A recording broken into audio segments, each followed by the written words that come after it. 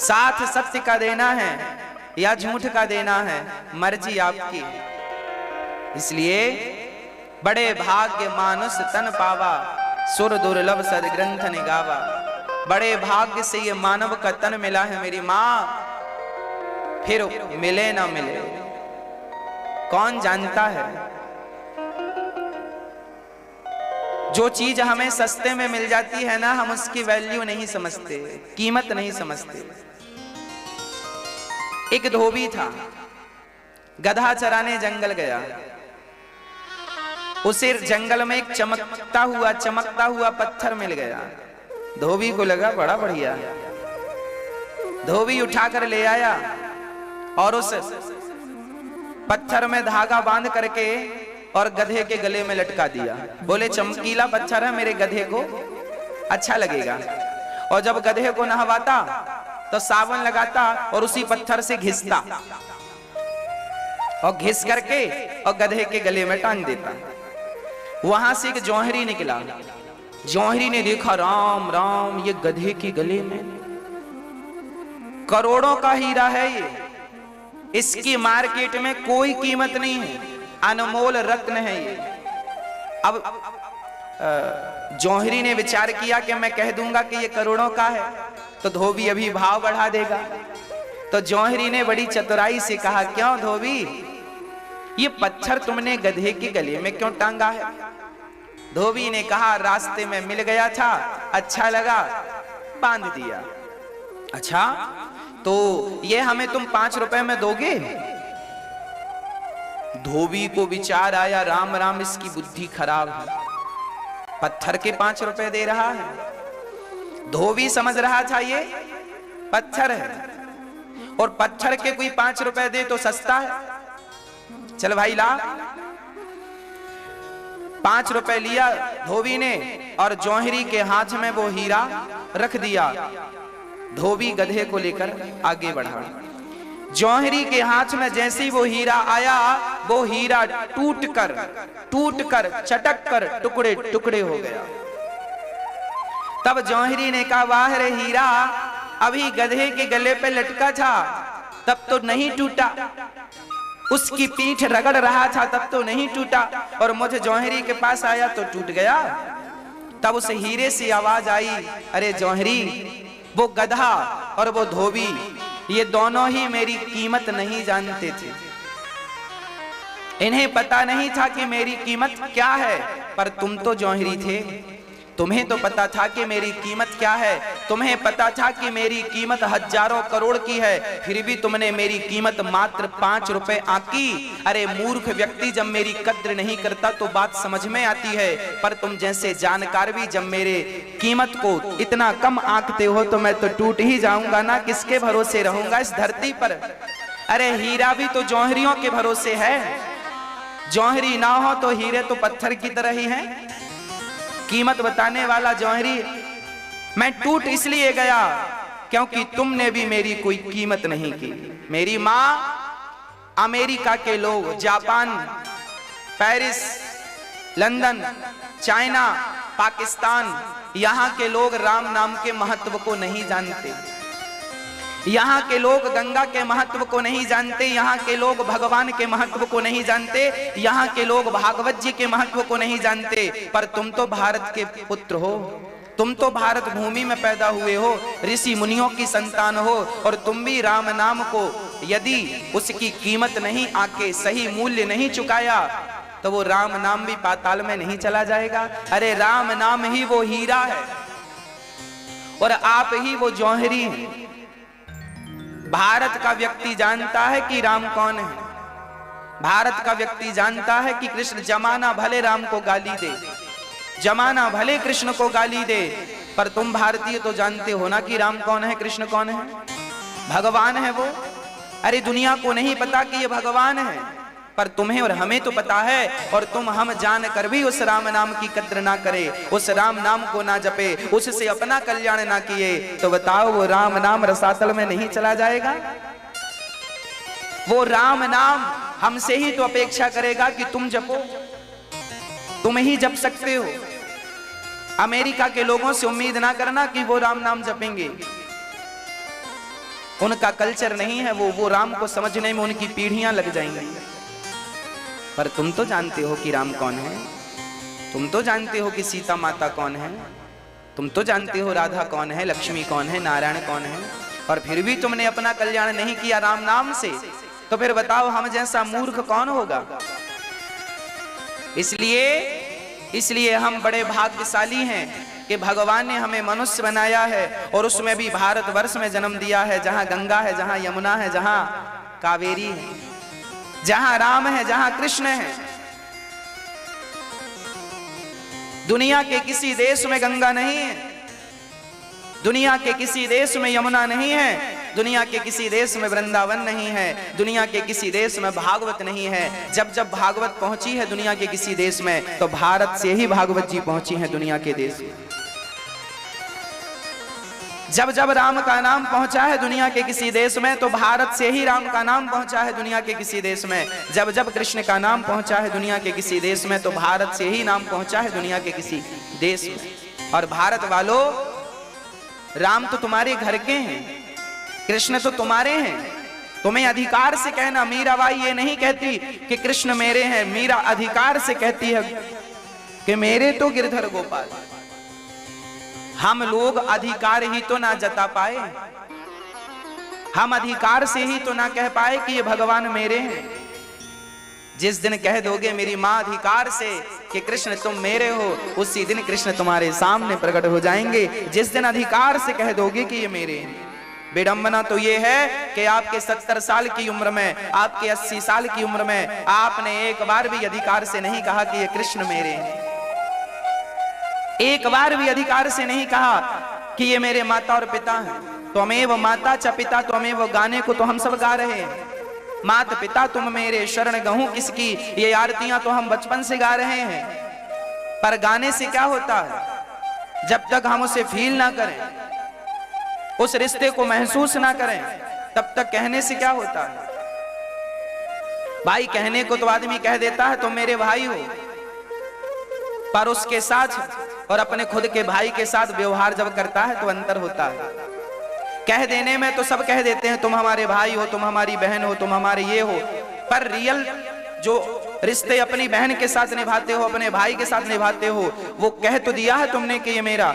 जैसे कि for example, बहुत सारे मालिक अपने नौकर को कहते हैं ये मेरा दूसरा बेटा है।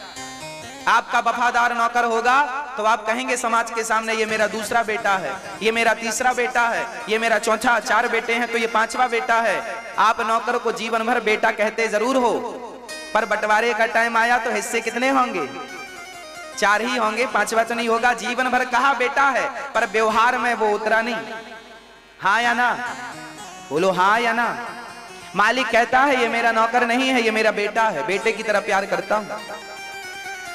तो आज तक किसी मालिक ने अपने नौकर को बंटवारे में अपना हिस्सा दिया बेटे वाला? केवल कहा है ना। याद रखना मेरी माँ, कह देना अलग है और रियल में निभा पाना, निभा देना अलग है। आज तक हम और आप यही कहते रहे हैं ये हमारे माता हैं, पिता हैं, केवल कहते आए हैं, आज तक माना नहीं है। जिसने मान लिया है उनके सामने आकर खड़े हो गए हैं भगवान। जिनने मान लिया है खड़े हो गए हैं भगवान उनके सामने आकर। और जो कहते गए हैं तो वो तब भी कहते थे, आज भी कह ही रहे हैं कि माता पिता तुम मेरे शरण गहूं किसकी, तुम बिन और न दूजा आस करूं किसकी। ये कहने की बातें नहीं है, ये फीलिंग है, ये महसूस करने का विषय है, ये सच्ची मानने का विषय है। इसलिए मान लो मेरी मां, मान लो। कहने से क्या होगा? कहने को तो बहुत सारी बातें हैं, आप भी कहते हैं, कोई भी कह सकता है। भगवान कहने से नहीं मिलते, भगवान फीलिंग है, एक भाव है, वो हृदय में उतरने वाली बात है। मैं कृष्ण से प्यार करता हूं, बस करता हूं। कितना करता हूं किसी को कैसे बताया जाए? आप जब भगवान से प्यार करेंगे तो इसकी पहचान क्या है वो मैं आपको बताता हूं। जब आप कृष्ण से प्यार करेंगे, जब आप राम से प्यार करेंगे, जब आप भगवान नारायण से प्यार करने लग जाएंगे, तो फिर क्या होगा? फिर तुम्हें संसार में कण कण में जहां देखोगे वहां तुम्हें बस अपने कृष्ण ही कृष्ण नजर आएंगे। जहां देखोगे बस वहां राम नजर आएंगे, जहां देखोगे वहां नारायण नजर आएंगे। बस जहां तुम्हें सब में परमात्मा का दर्शन होने लगे और 24 घंटे में तुम कम से कम 10 घंटे भगवान के साथ भाव से गुजारने लग जाओ, बस यही प्रेम की निशानी है, प्यार हो गया। अब भगवान मिलने के करीब है। कल हमारे पास गंगोत्री सिख संत आए, कल की बात। कल हमारे पास गंगोत्री सिख संत आए। वो ऐसे संत हैं कि जब पट बंद हो जाते हैं बद्रीनाथ जी के, तो भी वो वहां बर्फ में ही रहते। 12 महीने जो बर्फ में रहते हैं वो संत कल आए, हमने दर्शन किया। उन्होंने कहा, हमने पूछा कि हिमालय में ऐसे कितने संत हैं? उन्होंने बताया, महाराज जी 30-35 संत ऐसे हैं जो कभी वापस नहीं आते। 12 महीने वहीं बर्फ की चादर में रहकर ही ध्यान मग्न समाधि में डूबे रहते। हमने कहा कि ऐसे संत उनके बारे में बताइए, कोई विशेष बात बताइए। तब उन्होंने बताया, उन्होंने कहा कि गंगोत्री से 1 किलोमीटर ऊपर गंगा के किनारे एक कुटिया में, एक गुफा में एक महात्मा जी रहते हैं। उनका दर्शन दुर्लभ है। उन साधु की साधना क्या है? बोले वो तपस्वी ऐसे हैं कि 1 घंटा उनके रोने की साधना चलती है। दिन भर वो साधना अपनी कुटिया पे करते हैं, गुफा पे, और 1 घंटे रोज सुबह 10 से 11 वो गंगा जी के किनारे आते हैं और गंगा जी के सामने आकर सिर्फ रोते हैं। 1 घंटे की साधना केवल रोने की है। रोना भी एक साधना है साधक के लिए। भगवान के प्रेम में, भगवत भक्ति में कोई साधक रो रहा है, रोना भी एक साधना है। वो साधु रोज सालों से ये परंपरा निभा रहे हैं, 1 घंटा रोज गंगा जी के पास आकर रोते हैं। और वो संत बता रहे थे कि गंगा मैया उनसे प्रत्यक्ष बात करती हैं, गंगा जी से उनकी बात होती है।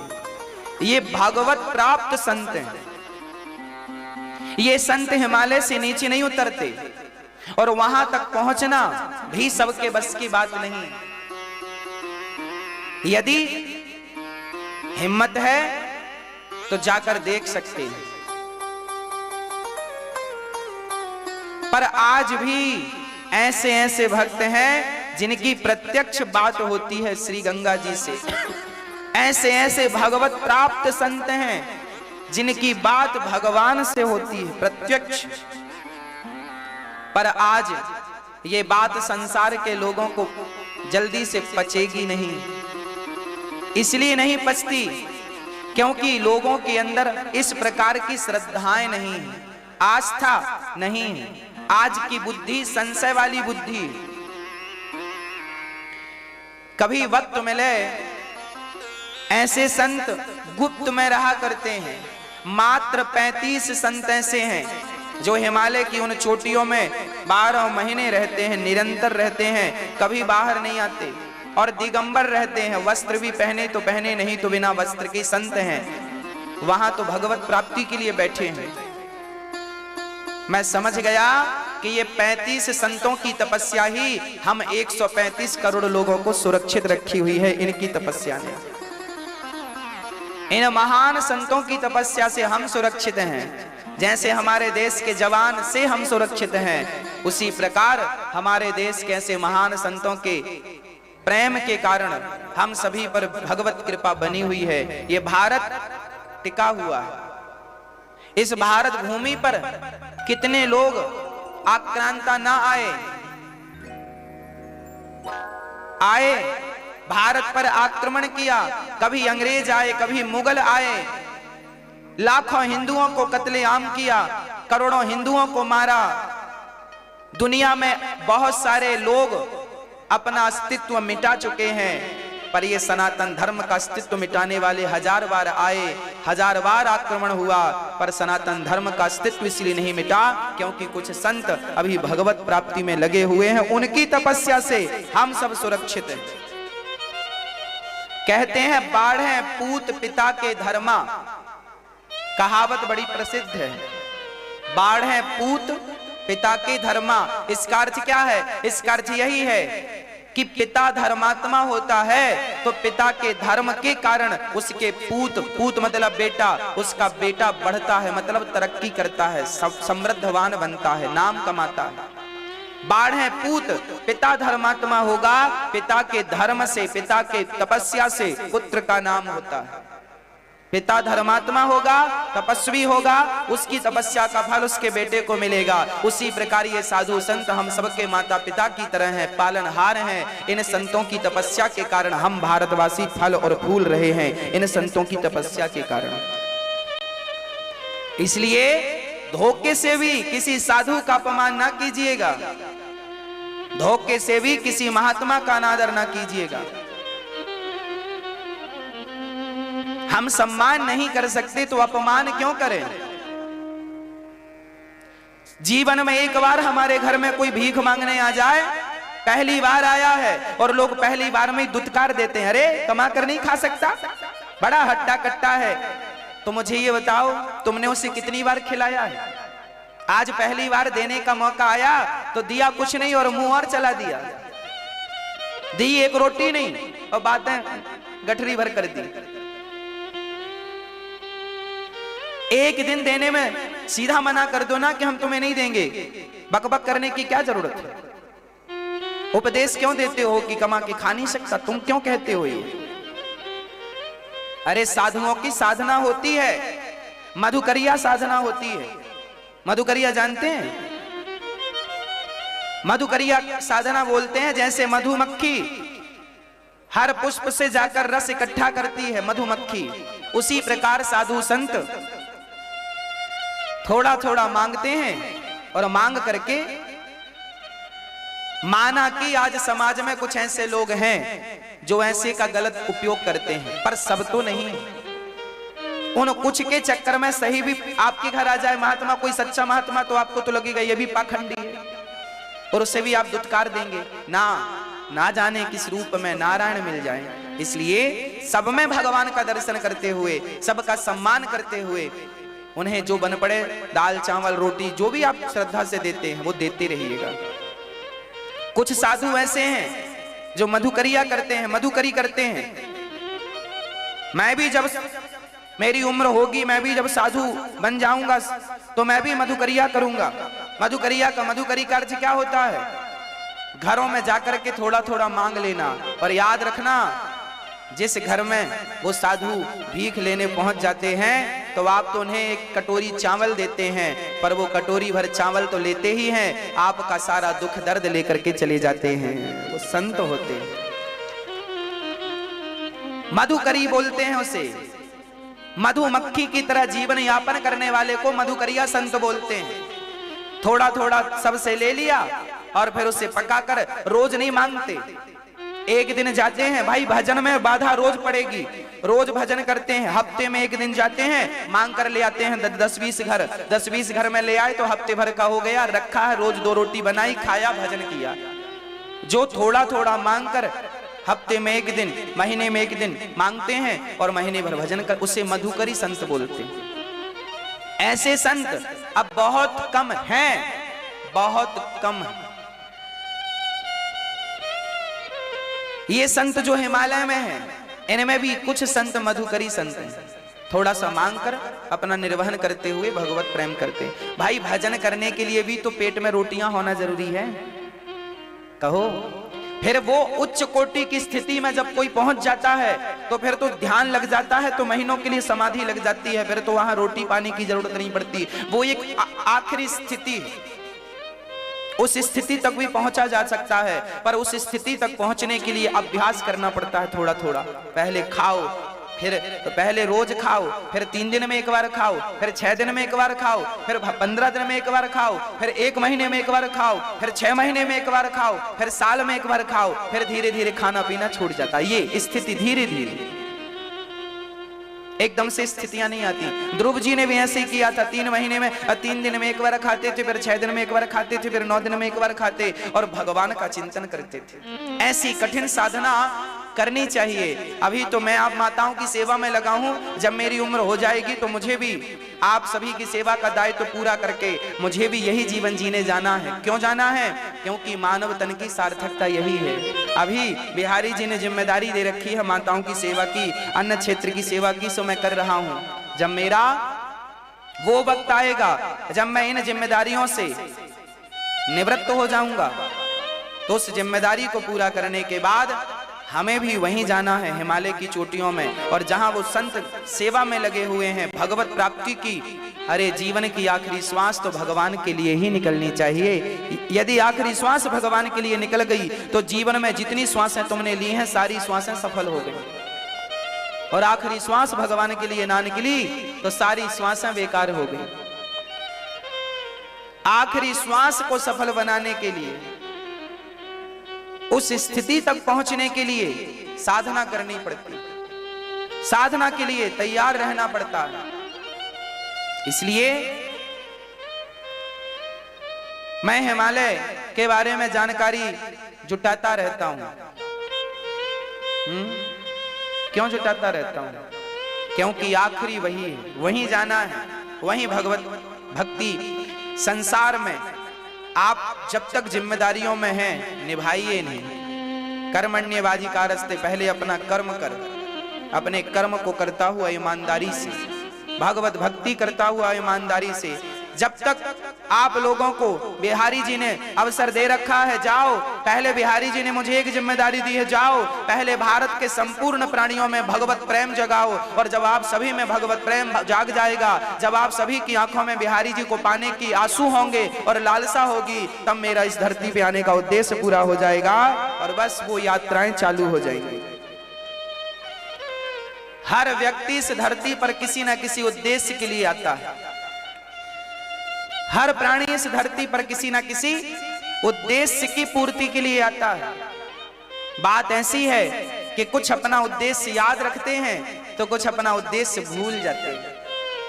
संसार का प्राणी संसार की आपाधापी में पड़कर अपने उद्देश्यों को भूल चुका है। तुम क्यों आए हो इस संसार में, क्यों जन्म लिया है तुमने, सब भूले पड़े हैं।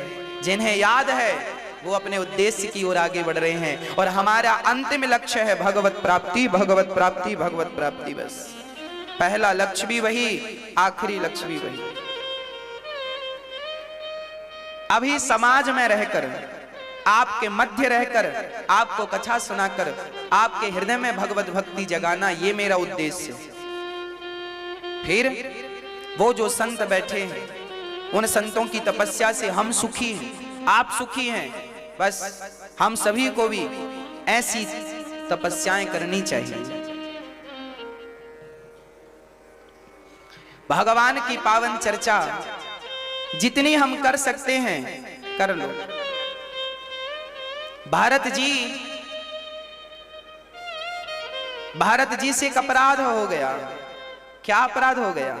बोले भरत जी, मनु जी महाराज के दूसरे बेटे का नाम था प्रियव्रत, जिनका विवाह विश्वकर्मा की पुत्री वर्हिष्मति से हुआ था। इन्हीं के वंश में हुए थे श्री आग्नेत्र, प्रियव्रत जी के पुत्र आग्नेत्र, फिर इनके नाभि, फिर अंग, फिर ऋषभदेव जी।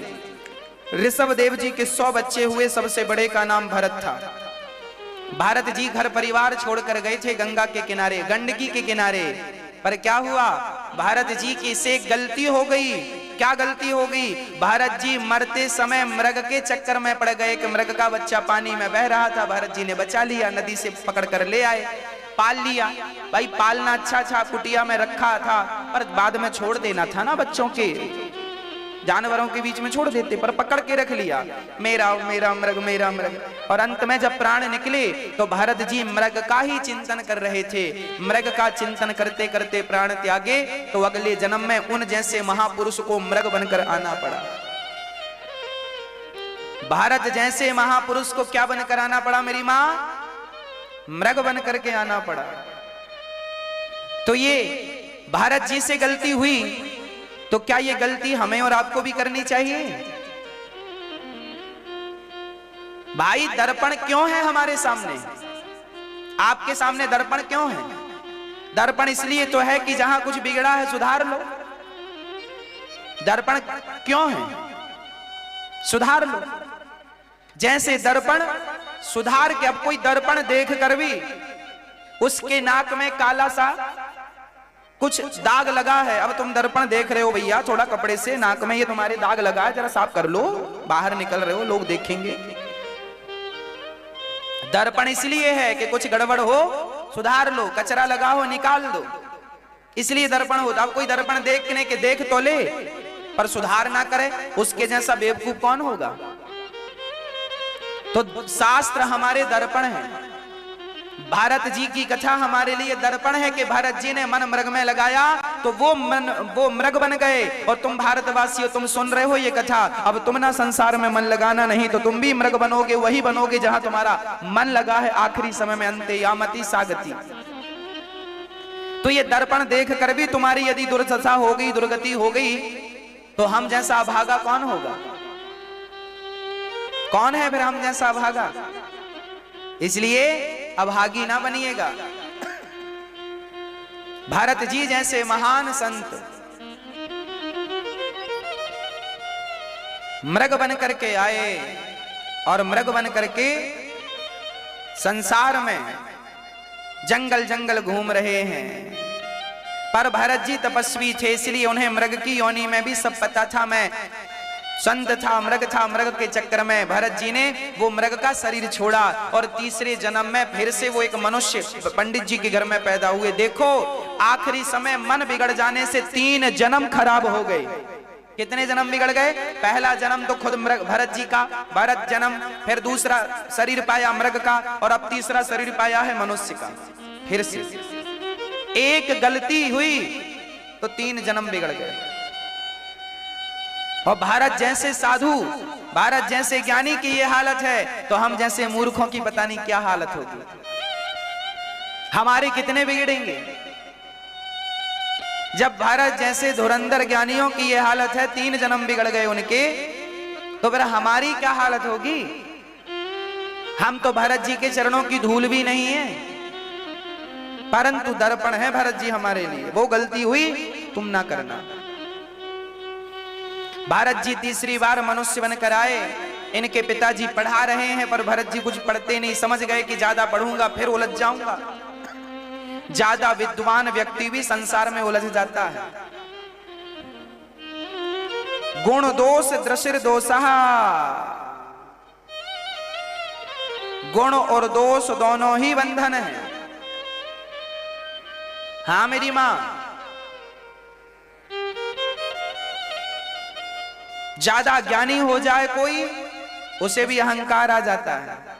भारत जी को लगा मैं ज्ञानी नहीं बनना चाहता, पिछली बार बड़ा ज्ञानी था तो मृग के चक्कर में फंस गया, इस बार ज्ञानी बनूंगा पता नहीं कहां फंसूंगा। भरत जी ने बोले ही नहीं, गूंगे रहने लगे। लोग कहते हैं जड़ है, मूर्ख है, नाम ही रख दिया दुनिया ने जड़ भरत। क्या नाम पड़ा? जड़ मीन्स मूर्ख, मूर्ख है ये, नाम पड़ा जड़ भरत। और मैं आपसे कह दूं मेरी मां, ज्यादा ना बोला करो। आप लोग ज्यादा होशियार बनते हैं। हम लोगों को देखते हैं ट्रेन में बैठे हैं और 2 लोगों की बातें चल रही हैं, तो तीसरा भी कूद पड़ता है। वो कहता है हमसे सुनो, हमें सब पता है, जिस सब्जेक्ट की तुम बातें कर दो। सुनता कोई नहीं है, जबरदस्ती ज्ञानी बन रहा है। क्या जरूरत थी तुम्हें कूदने की? चुपचाप बैठे रहते, भगवत चिंतन करते। कहां तुम मूर्खों के कौओं के बीच में कूद रहे हो? और वार्तालाप से, बात विवाद से होगा क्या? क्या पालोगे तुम? आज का हर व्यक्ति यही चाहता है कि वो अपने आप को ये सिद्ध करना चाहता है कि मैं भी सब जानता हूं। आज हर व्यक्ति यही तो सिद्ध करना चाहता है कि मैं मूर्ख नहीं हूं, मैं भी सब जानता हूं। कहीं वकालत की बात चलती होगी और कोई वकील बैठा होगा, एडवोकेट, वो कूद पड़ेगा, साहब ये धारा तुम नहीं जानते, हम पढ़े हैं, जानते हैं। अरे तो भैया ये ट्रेनों में, ये संसार की पंचायत में क्यों माथा पच्ची कर रहे हो? जज के सामने कचहरी में केस लड़ो ना। ये ट्रेन में वार्तालाप करने से, व्यर्थ की बातें करने से, वो कहेगा तुम गलत हो, वो कहेगा नहीं तुम्हें ज्ञान नहीं हो। लोग कई बार तो बातों बातों में विवाद हो जाता है। ऐसे झंझट में, ऐसी उलझन में नहीं पड़ना चाहिए। सार तत्व यही है कि जब भी वक्त मिले आंख बंद करो और भगवत चिंतन करते रहो, भगवान नाम जपते रहो, आध्यात्म से जुड़े रहो, श्याम सुंदर से जुड़े रहो, बिहारी जी का चिंतन बना रहे, लक्ष्मी नारायण का चिंतन बना रहे, भगवान नारायण के चतुर्भुज रूप का पावन सा दर्शन करते रहो। यही आपके समय की सार्थकता। एकांत में बैठो, इसका चिंतन करो। भगवान नारायण के चतुर्भुज रूप हैं। एक हाथ में शंख है, एक में चक्र है, एक में गदा है, एक में पद्म है। भगवान के श्रीवत्स गले में कौस्तुभ मणि पड़ी है। ठाकुर जी के सुंदर सा स्वरूप है, बस उनका चिंतन करते रहो। यहाँ वहां की पंचायत करने से कोई फायदा नहीं, बात विवाद पे उलझने से भी कोई फायदा नहीं। इसलिए अपने आप को इन सब चीजों से बचाओगे तो मन शांत होगा।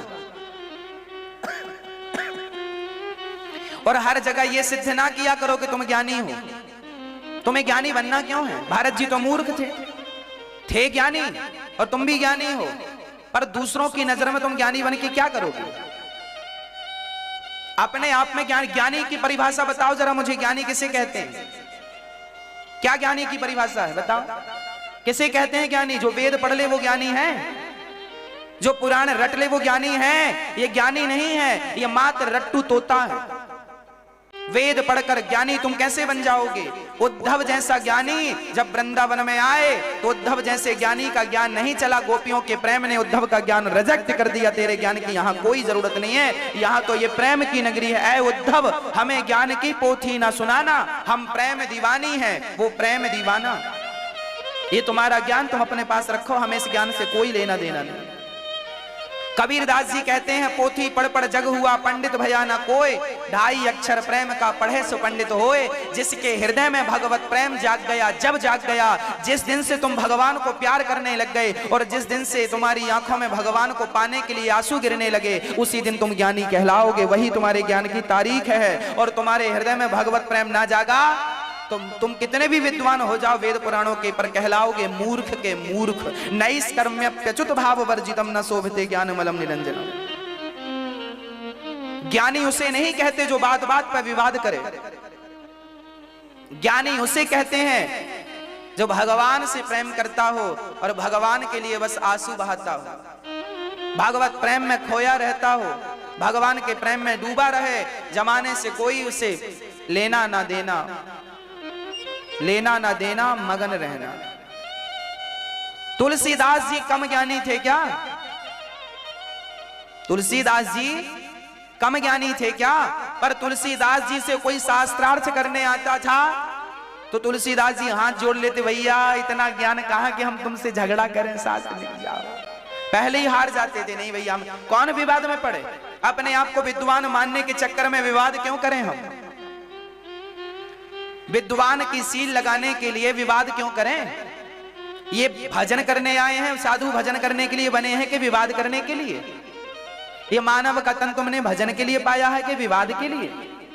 इसलिए हर विवाद से बचना चाहिए। और जो व्यक्ति निर्विवाद होता है उसी का मन शांत होता है, उसी को भगवत प्राप्ति होती है। जो विवाद में उलझा रहता है वो कभी भी भगवत प्राप्ति नहीं करता। इसलिए निर्विवाद होना चाहिए जीवन। कैसा? तितिक्षवः कारुणिकाः सुहृदः सर्वदेहिनां अजात शत्रवः। अजात शत्रु कौन? जो अपनी ओर से किसी को दुश्मन ना माने उसे अजात शत्रु कहते हैं, जिसका कोई दुश्मन ना हो। भारत जी कोई विवाद में ना पड़ने के कारण चुप रहा करते थे।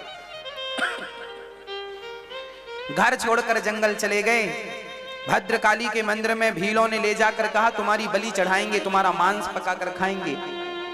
कुछ भीलों ने नर बलि चढ़ानी शुरू कर दी। तो भारत जी बोले ठीक है भैया, यदि हम तुम्हारे काम आ सकें तो भाई ले लो हमारी बलि। देखो जो भगवान का सच्चा भक्त है वो भागता नहीं है,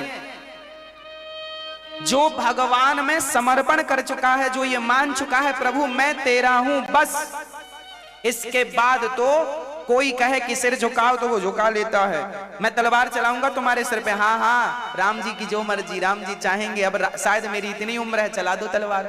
और सिर झुकाया भरत जी का, और भद्रकाली समझ गई राम राम ये तो सच्चे भक्त की बलि। जब आपकी भक्ति सच्ची होगी तो आप प्रयास ना करना, भगवान खुद आपकी रक्षा करेगा। आप क्यों प्रयास करते हैं? प्रहलाद जी को होलिका ने गोद में लेकर बैठी, प्रहलाद जी तो नहीं भागे उठ करके हमें आग जला रही है। भक्त की रक्षा भगवान करते हैं, तुम्हें केवल सच्चा भक्त बनने की देर है।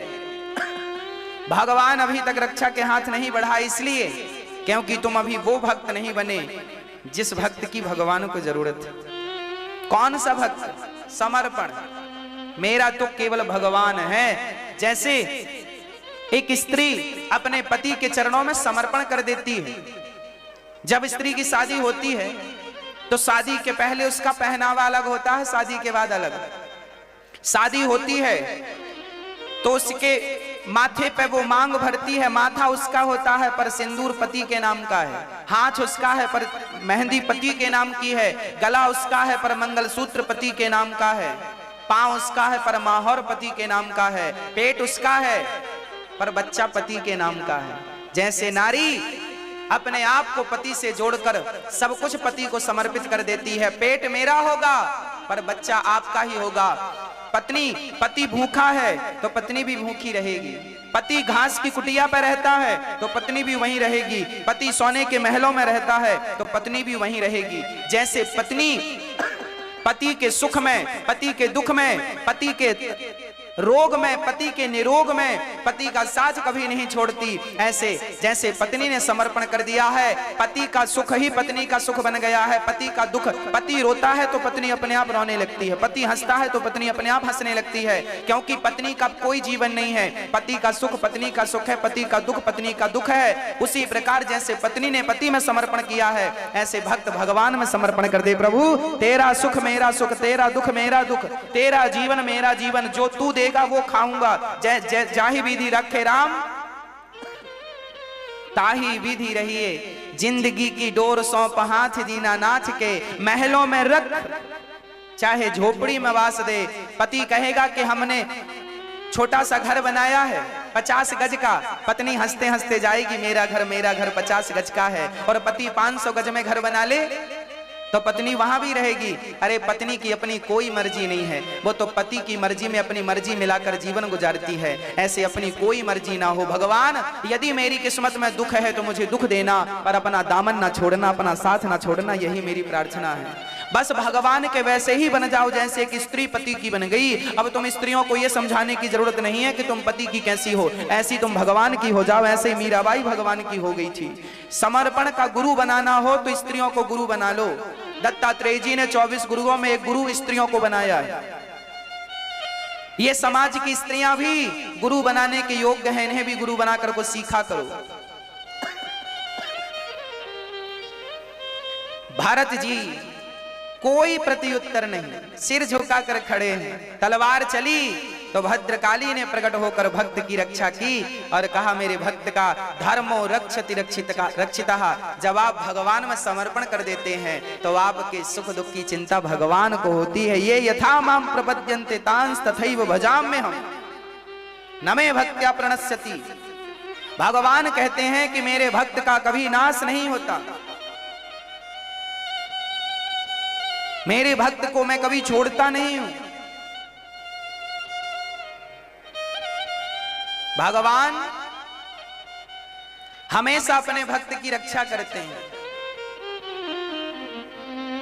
भक्तों, भगवान भी वचन दिए बैठे हैं गीता में कि तुम मेरी ओर बढ़ोगे। भक्त जहां एक पग धरे तहां धरूं मैं 60, आगे आगे भक्त चले कबहू न छोड़ूं साथ। भगवान अपने भक्त का साथ कभी नहीं छोड़ते। बस प्रेम हो, समर्पण हो, बस बात खत्म। भारत जी पेड़ की छांव में बैठे हैं, तभी सिंधु सौवीर देश का राजा आया और वो राजा उसका एक कहार बीमार पड़ गया। तो भरत जी को पालकी पे लगाया, चलो। भरत जी चल रहे हैं और भरत जी ने देखा सामने चींटियां हैं, कहीं दब ना जाएं। चला करो तो जरा बच बचा के चला करो, चींटियां ना दब जाएं। किसी चींटी पर जानबूझकर तुमने पांव रख दिया तो वो पाप है, और धोखे से पांव रख गया तो वो पाप नहीं। जान कर तो पाप ना करो, धोखे से पाप कोई हो जाए, चींटी पे पांव रख जाए, वो बात अलग है, पर जानबूझकर तो ना गलतियां करो। भरत जी जानकर चींटी पे पांव नहीं रखते, छलांग लगा दी, और छलांग लगाई तो भरत जी की खोपड़ी, रहुगण की खोपड़ी पालकी से टकरा गई। रहुगण बोला, क्यों रे उछल कूद कर रहे हो, ठीक ठीक नहीं चलते बनता।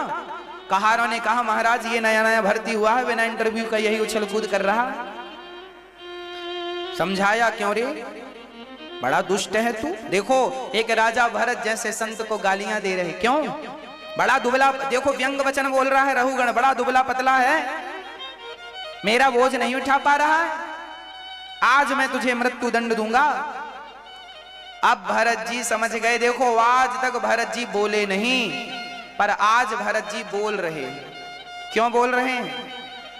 क्योंकि आज जरूरत है। ये रहुगण कौन है? ये वही पिछले जन्म का मृग है, जिस मृग के चक्कर में इनकी दुर्गति हुई थी, मृग बनना पड़ा। ये मृग का चिंतन करते करते मरे, तो भरत जी तो मृग बन के आए, पर वो मृग भरत जी जैसे महान संतों का दर्शन करता करता मरा, तो वो मृग स्वयं राजा बन करके पैदा हुआ। लो अंतयामति सागत। आप मुझे देखेंगे और मुझे देखते देखते यदि किसी के प्राण निकले तो आप मेरे जैसे बन जाएंगे, और मैं आपको देखते देखते प्राण निकालूंगा तो आपके। इसलिए संसार के किसी व्यक्ति को देखने की जरूरत नहीं है, संसार के किसी व्यक्ति के बारे में सोचने की जरूरत नहीं है। आप सोचिए तो केवल भगवान के बारे में। राम का चिंतन करते करते प्राण त्यागिए, कृष्ण का चिंतन करते करते प्राण त्यागिए, और हर क्षण चिंतन करिए।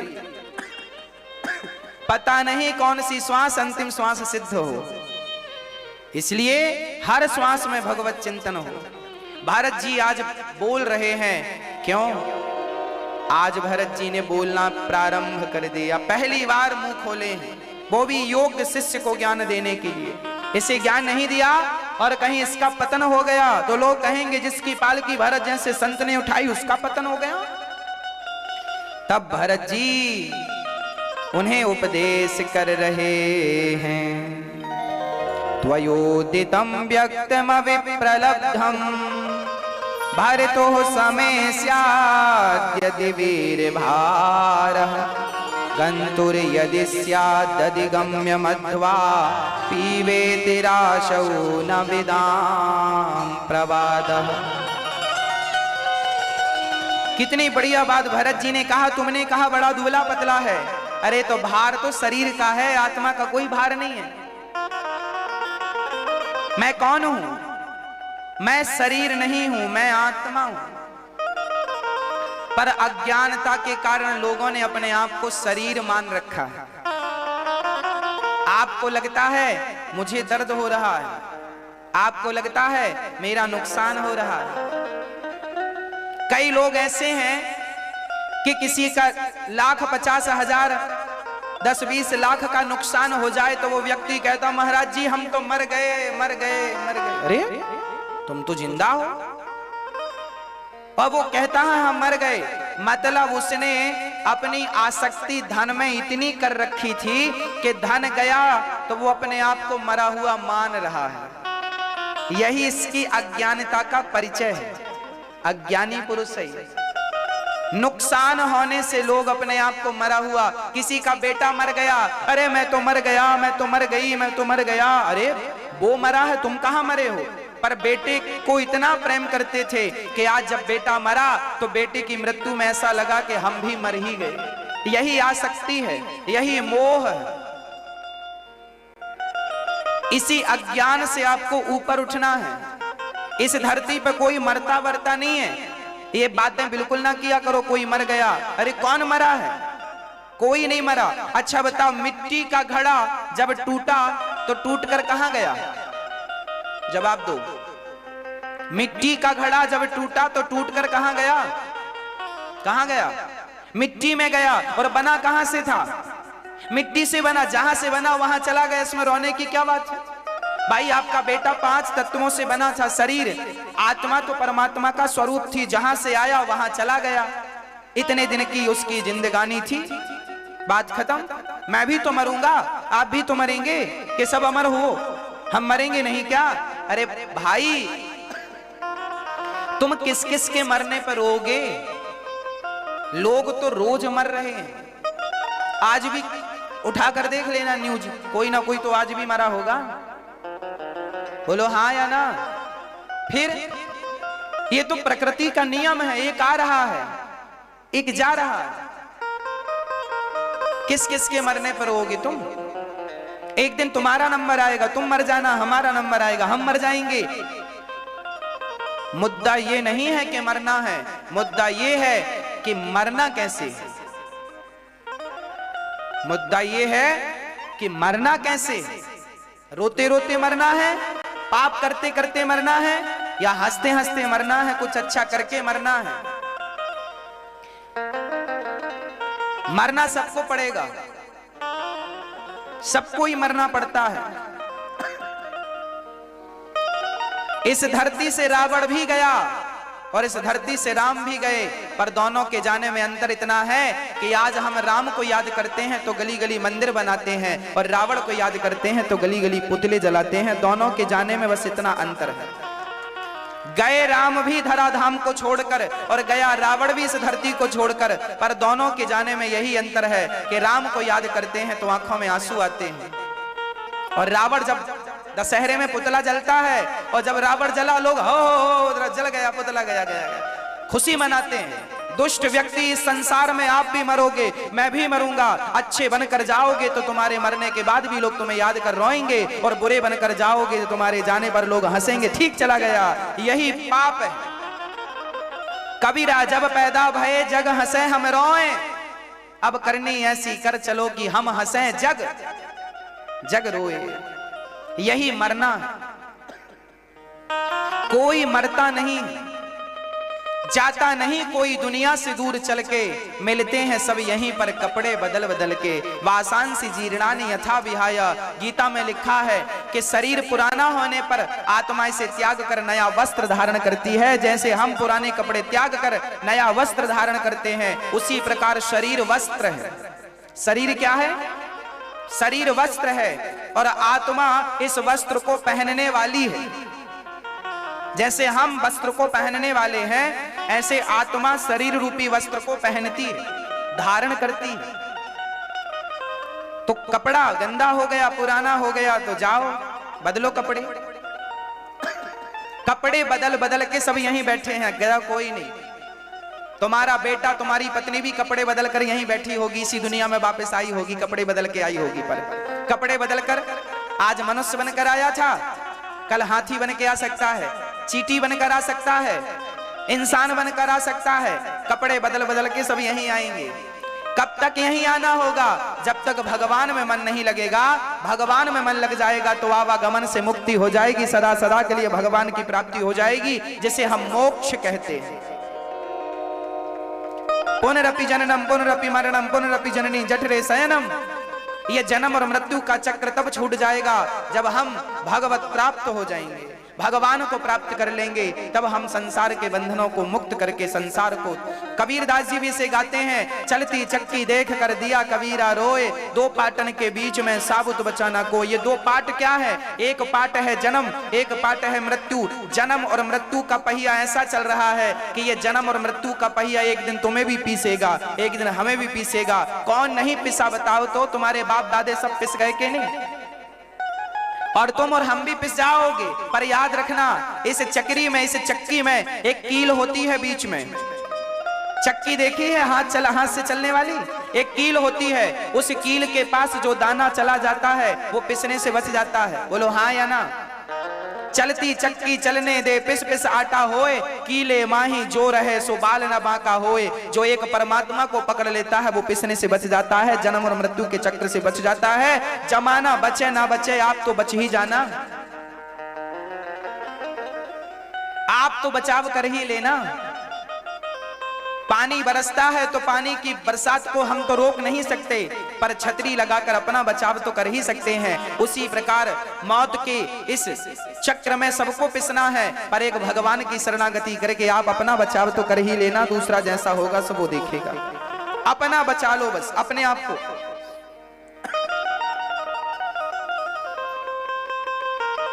पता नहीं आप कितना समझते हैं मेरी बातों को, पता नहीं आप कितना फील करते हैं मेरी बातों को, पर यही आपके जीवन का अंतिम सत्य है।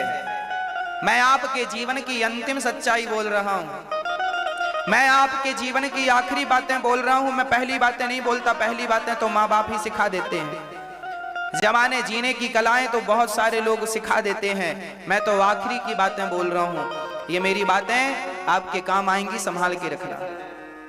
भारत जी रहुगण से कहते हैं तू किसे मारने की बात कर रहा है? शरीर 5 तत्वों से मिलकर बना है, 5 में मिल जाएगा। पृथ्वी जलवायु अग्नि आकाश, हम 5 चीजों से मिलकर बनते हैं। क्षित जल पावक गगन समीरा, पंच रचित अति अधम शरीरा। हम 5 चीजों से मिलकर बनते हैं, और 5 चीजें हमें जला दोगे आप, गाड़ दोगे जमीन पे तो 5 चीजें 5 में मिल जाएंगी। पृथ्वी तत्व पृथ्वी में जल तत्व, हमारा शरीर में यह चमड़ी पृथ्वी तत्व है।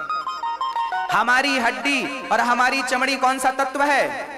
बोलो, जोर से बोलो। ये पृथ्वी तत्व है। हमारी ऑक्सीजन हम श्वास ले रहे हैं, ये कौन सा तत्व चल रहा है? बोलो, वायु तत्व है। ये वायु तत्व है। हमारा पेट जिसमें भोजन पचता है, पेट में हाथ रखो गर्म रहता है पेट, मतलब हमारे शरीर में भी अग्नि है, हाँ या ना? तो अग्नि तत्व है। हमारे शरीर में भी आकाश है। मुंह खोला हमने आ, ये देखो जो स्पेस है ना, उसे आकाश तत्व कहते हैं। पेट में भी कुछ खाली स्थान है, उसे आकाश तत्व कहते हैं। फेफड़ों में भी थोड़ी सी स्पेस दे रखी है परमात्मा ने, जहां जहां खाली स्पेस है वो आकाश तत्व है। शरीर में आकाश तत्व है। शरीर में पानी है या नहीं? पानी की कमी होने से बीमार हो जाते हो कि नहीं? तो शरीर में जो जल है वो जल तत्व है। कितने हो गए? पृथ्वी, जल, वायु, अग्नि और आकाश, 5 हो गए। पृथ्वी, जल, वायु, अग्नि, आकाश, टोटल 5।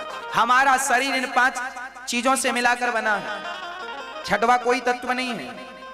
हाँ जी, और जब हम मरते हैं तो हमारे ये 5 तत्व कहां चले जाते हैं? बोलो, कहां जाते हैं? मिट्टी से बना घड़ा टूटा, मिट्टी में मिल गया। 5 तत्व जब हमें जलाया जाता है अग्नि पर, अग्नि संस्कार होता है चिता पर, तो क्या होता है? हमारे शरीर का जो चमड़ी, जो ये मिट्टी तत्व है, ये राख बनता जाता है, मिट्टी बनता जाता है। राख मिट्टी ही है। मिट्टी तत्व मिट्टी में मिल गया। आग लगी तो अग्नि तत्व अग्नि में मिल गया। जल तत्व भाप बन के उड़ गया, जल तत्व में मिल गया। आकाश तत्व जाकर आकाश तत्व में मिल गया। वायु तत्व जाकर वायु में मिल गई। 5 तत्व से बना था आपका शरीर, 5 तत्व जाकर 5 में मिल गए। अब लोग कहते हैं मर गया। भैया काहे मर गया? कहां मरा है? तुम कह रहे हो अज्ञानवश के मर गया, मरा वरा कोई नहीं है। 5 तत्वों से बना था, 5 में जाकर मिल गया। अब अज्ञानवश आप कहो कि मर गया, वो आपकी अज्ञानता का परिचय है। अज्ञानी लोग फिर रोते हैं, भाई मर गया मर गया।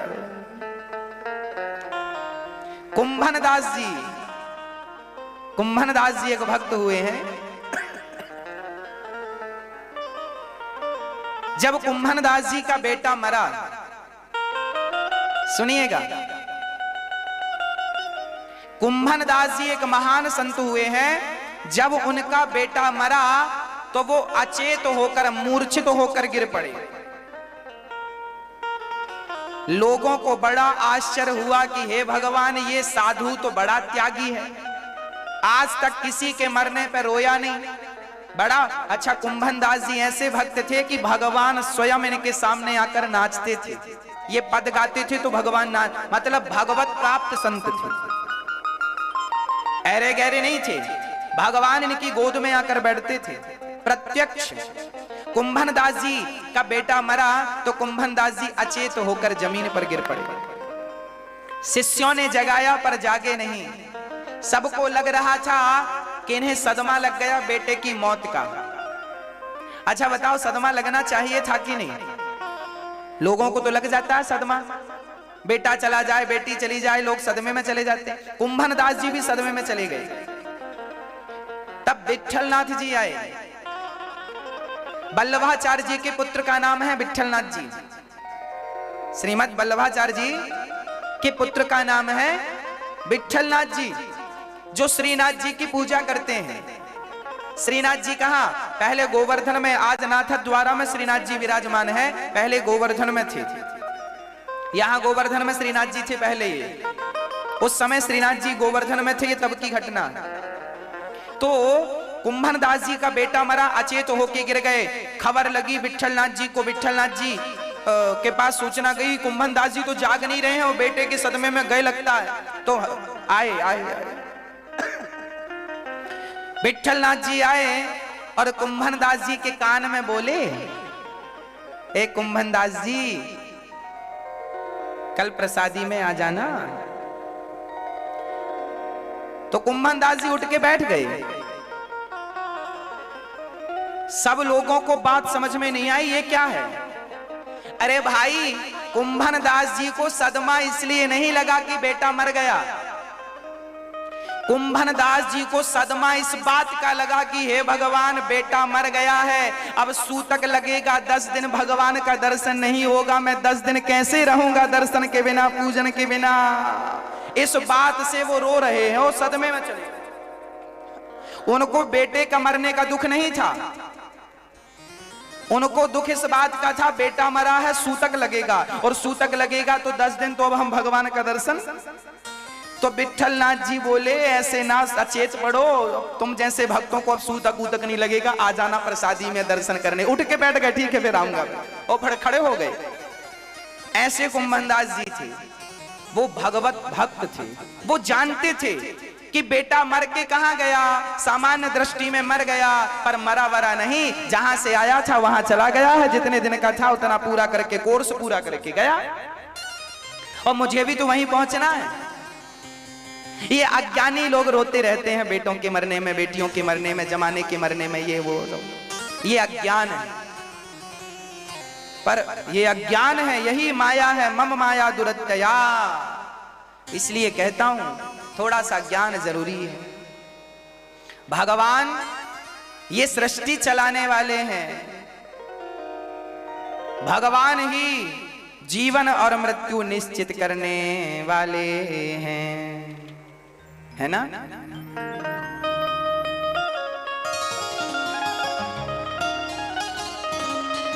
तुम्हारा सूक्ष्म शरीर, ये स्थूल शरीर यहीं जल जाएगा। आपका सूक्ष्म शरीर है मैया जी, वो शरीर जिससे आप स्वप्न देखते हैं। आप सपना देखते हैं तो एक शरीर कमरे में होता है, एक शरीर स्वप्न देखता होता है। हरिद्वार है, वृंदावन है, अयोध्या जी है, ये शरीर स्वप्न वाला शरीर है। वह शरीर जो है स्वप्न वाला, वह शरीर जो है वही जाता है स्वर्ग और नरक किए का फल भोगता है। अच्छा करोगे तो अच्छा फल मिलेगा, बुरा करोगे जैसा किया है वैसा भोगना पड़ेगा। जाओ अब भोगो। पाप किया था तब बड़ा मजा आ रहा था, कोई नहीं देख रहा है, कर लो चोरी, मार दो इसके गले पे तलवार, कर लो भ्रष्टाचार, बोल दो झूठ। जब सजा मिलेगी इन पापों की तब अक्ल आएगी। पाप करने में छोटा लगता है पर उसकी सजा बहुत बड़ी होती है। बोलो हाँ या ना? भाई चोर चोरी करता है और जब पुलिस पकड़ती है और 3 साल की सजा होती है, चोरी करने में बड़ा मजा आ रहा था, मिल गया माल फोकट में, लाखों रुपए मिल गए, पकड़ा गया, अब 3 साल खाओ जेल की रोटियां, अब मजा आएगा तुम्हें। फिर सोचेगा राम राम, इतनी सी गलती कितनी बड़ी सजा, अब नहीं करेंगे, गलती नहीं करेंगे, नहीं करेंगे। और कुछ मूर्ख होते हैं कि जाने के बाद भी नहीं सुधरते, तो अब ये तो मूर्खता का परिचय है, उसके अज्ञानता का परिचय है। भाई समझदार को तो इशारा काफी है, एक बार गलती करता है दोबारा गलती याद रखना। सच्चा एक इंसान, सच्चा मनुष्य वही है जो एक बार गलती करे और समझ जाए कि ये गलत है, उस गलती को दोबारा ना करे, वही सच्चा इंसान है। जो गलती करके पछताए उसे इंसान कहते हैं। अगर गलती रुलाती है तो नई राहें दिखाती हैं। मनुष्य गलती का पुतला है, ये अक्सर हो ही जाती हैं, पर गलती एक बार हो, दो बार ना हो। एक बार हो गई, क्षमा कर देंगे विधाता, बार बार दोहराओगे तो पाप बढ़ जाएगा। कपिल भगत करदम श्री भरत जी के ज्ञान से रहुगण का ज्ञान मिटा और 28 प्रकार के नरकों का वर्णन हुआ है। किस प्रकार से भगवान का नाम राजा परीक्षित ने कहा कि महाराज क्या हमारा उद्धार नहीं होगा, हम भी तो किसी न किसी पाप से जूझ रहे हैं। तब भगवान सुखदेव जी कहते हैं कि दोनों का उद्धार हुआ है, भरत जी और रहुगण दोनों का कल्याण हुआ, पर भगवान का एक नाम देखिए, हम लोगों ने जानकर अनजानकर कोई ना कोई पाप तो किया ही है। ऐसा नहीं कि हम लोग पापी नहीं है, और हम तो अपनी बात करें, मौसम कुटिल कौन खलकामी, मेरे जैसा पापी, मेरे जैसा पतित, मेरे जैसा भागा, मेरे जैसा मूर्ख, मेरे जैसा ज्ञानी, मेरे जैसा खल, मेरे जैसा कामी आपको दुनिया में कहीं नहीं मिलेगा। सारा अज्ञान, सारी मूर्खता मेरे ही अंदर है। और हमने पापों को एक एक बार नहीं किया, हमने एक पाप को हजार हजार बार किया है, फिर भी भगवान की शरण में है, प्रभु हम अभागे को, हम पापी को क्षमा करो, हमको क्षमा करो। बड़े से बड़ा पापी यदि भगवान का नाम का आश्रय ले ले तो वो भवसागर से पार हो जाता है। कौन है भगवान का नाम लेने वाला जो पार हो गया? बोले अजामिल नाम के एक व्यक्ति थे। कान्य कुब्जे ध्वजः कश्चित् दासी पति रजामिला नामना नष्ट सदाचारु दास्याः संसर्ग दूषितः।